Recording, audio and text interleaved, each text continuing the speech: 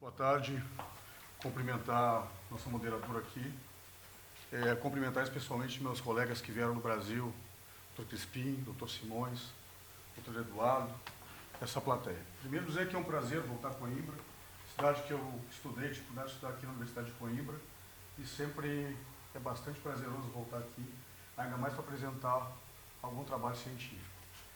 Esse trabalho que a gente está trazendo aqui, ele diz respeito basicamente a um artigo que a gente escreveu com relação à questão da criptomoeda e da tributação abusiva que tenta se impingir hoje, especificamente no Brasil. A questão das criptomoedas, ela é uma questão bastante delicada, no sentido de que não existe previsão legal, na maioria das nações, com relação à tributação atribuído a ela ou atribuído aos ganhos de capital que ela traga. Então, o nosso trabalho, o nosso artigo chama-se Criptomoedas, das competências tributárias ao direito fundamental de não pagar impostos abusivos. Rapidamente, eu vou fazer um histórico do surgimento das criptomoedas no mundo, para a gente tentar entender um pouco como funciona esse ativo financeiro. Em 1970, nos Estados Unidos, ocorreram alguns tipos de empréstimo para financiamento de compra de imóveis para comunidades de baixa renda, especialmente negros e hispânicos. Esses empréstimos, na realidade, surgiram através da criação de ativos financeiros que são muito parecidos com as criptomoedas que se tem hoje. Então, nem se falava em blockchain, não era esse tipo de tecnologia, mas surge, na realidade, uma espécie de moeda que não é lastreada. Isso em 70. Nos anos 2000 também, as agências hipotecárias acabam por comprar ativos dos bancos comerciais. E esses ativos também têm um tratamento de moedas ou de ativos financeiros que não atingiriam os bancos em caso de inadimplência. Então, isso também é interessante colocar, porque seria o embrião da criptomoeda moderna. Qualificação jurídica. É um ativo financeiro? É uma moeda fiduciária? É uma mercadoria? Talvez a principal discussão que se tem em cima disso seja a questão do que é a criptomoeda. Porque isso, na realidade, vai dizer diretamente que tipo de tributação e que tipo de imposto ela está sujeita. A criptomoeda não é uma mercadoria, não é uma moeda fiduciária, e hoje a gente pode dizer que ela é um ativo financeiro. A forma como ela é tratada, a forma como ela é constituída, ela está muito mais próxima de um ativo financeiro do que qualquer outra coisa. No Banco Central do Brasil, os criptoativos não estão inseridos na categoria meio de pagamento, então eles ficam desregulamentados. Para o Banco Central brasileiro, no caso, regular essas moedas, elas teriam que estar inseridas em meio de pagamento ou moeda. Mas moeda não pode ser, porque emite moeda no Brasil é o Banco Central. Portugal também não pode ser. Quem emite moeda em Portugal é o Banco Central português. Então, mais uma vez, corrobora a situação na questão de ativos financeiros. É importante colocar que, desde dia 1º de agosto desse ano, passou a ser obrigatório declarar à Receita Federal Brasileira as operações realizadas com criptomoeda, sempre que os valores ultrapassarem R$35 mil. Importante dizer que esses R$35 mil não é no exercício anual, é no período. Então, há uma discussão muito grande com relação a isso. Mas entende-se que R$35 mil num período mensal tem que se declarar. Isso não é pacífico. E o importante colocar também que é declarar e não tributar. Então, há obrigatoriedade da declaração, mas não há obrigatoriedade da tributação ainda. Porém, se fizer uma consulta à Receita Federal no Brasil, eles vão colocar que terá que ser tributado os ganhos como ganho de capital, que vai variar de 15% a 22,5%. E aí também surge outro problema. O que tributa? Porque a moeda ela é comercializada várias vezes. O mesmo ativo, a mesma moeda, pode ser comercializada durante um ano 10, 15, 20 vezes. E essa tributação vai se dar 10, 15, 20 vezes. E aí é o grande problema, que a gente entra numa questão de uma tributação contínua. E aí tem uma interferência direta com relação aos direitos humanos. As pessoas que tratam com esse tipo de ativo, e a gente tem cada vez mais, inclusive, pessoas que não têm ativos financeiros, que não jogam no mercado tradicional e não têm grandes somas, tratando com esse tipo de ativo. E como vai ser tributado isso? Uma vez, 2 vezes, 100 vezes? Toda vez que elas forem negociadas, eu necessito dinheiro hoje. eu transformo a criptomoeda, eu faço, na realidade, a troca dela pela espécie financeira do país, pelo dinheiro. Troco por euro, troco por real, troco por dólar. Tributa?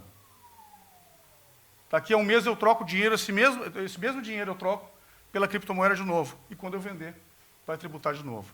E aí está a questão da situação abusiva que acontece. A gente tem alguns países que não tributam as criptomoedas hoje, que as criptomoedas não sofrem tributação.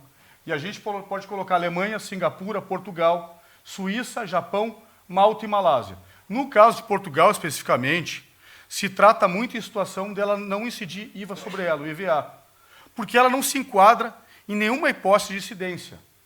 Deixar claro, na realidade, que esses países que não tributam a criptomoeda, talvez com exceção de Singapura, Malta e Malásia, eles não tributam porque não existe tipo para tributar. Não tributam porque a gente não tem a hipótese de incidência plenamente configurada. Simplesmente isso. E os governos, cada vez mais, tentam estabelecer isso de modo que sejam tributadas as criptomoedas. E aí cabe dizer que são duas situações. A gente tem a tributação da criptomoeda em si e a gente tem a tributação do ganho em cima da criptomoeda. Isso é outro problema que existe. O que será tributado? A criptomoeda ou o ganho de capital em cima da criptomoeda? E aí entra ainda uma terceira pergunta. E quando há perda em cima desse ativo financeiro? Quando ele perde valor? Pode ser creditado prejuízo? Então o problema é extremamente complexo. Não existem orientações concretas quando a tributação direta na mineração de criptomoedas. E aí passa pela situação toda que a gente coloca. Esses países, todos eles não têm, na realidade, nenhum tipo de legislação e regulação mais forte com relação a isso. A gente tem, por exemplo, no Brasil, em 94, o advento do real, que é a moeda que persiste até hoje. E só o Banco Central pode emitir isso. Então, a gente pode colocar que, claramente, por isso a criptomoeda no Brasil não é uma moeda, é um ativo financeiro.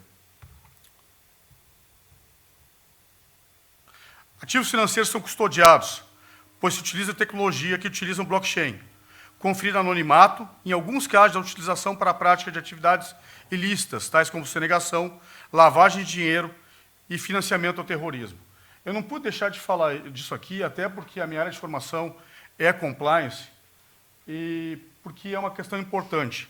Esses ativos financeiros, e não só o Bitcoin, as moedas mais importantes, eles estão sendo extremamente usados para esses casos que eu coloquei aqui. Então, a questão da tributação em si, e quando existir essa regulagem, essa regulação, elas vão ter um maior controle em cima da questão desses ilícitos penais.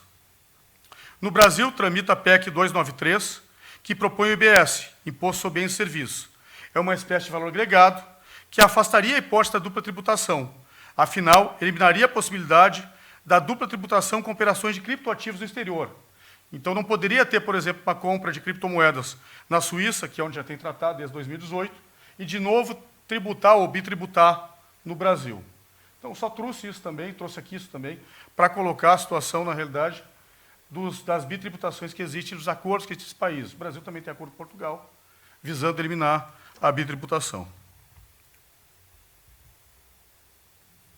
Então, eu coloquei aqui o Klaus Tschip, né, a justa distribuição da carga tributária sobre cada cidadão é o imperativo da ética.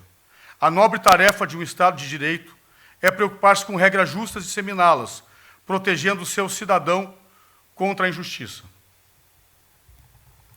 O que ocorre, então, gente, o que tem tudo isso a ver com direitos humanos, né?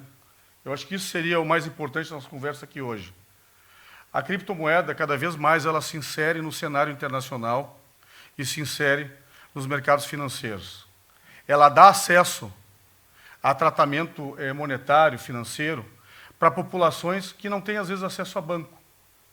Às vezes, pessoas que são esquecidas pelos bancos, ou que agora as fintechs estão começando a olhar para elas e verem elas como clientes interessantes, têm acesso fácil à criptomoeda. Todo mundo tem acesso à fração da criptomoeda. Pode negociar a criptomoeda, sendo com 1 euro, sendo com 1 milhão de euros. O problema básico se dá, e aqui no caso específico do artigo, e depois, quando for publicado, o artigo trata com profundidade nisso, é a questão da tributação em demasia, que não pode acontecer.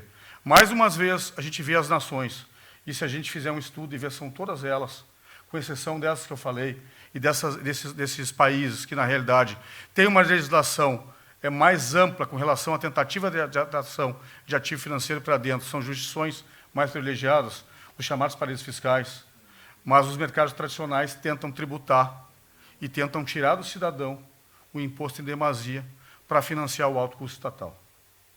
Era isso. Se alguém tiver alguma pergunta, eu estou à disposição.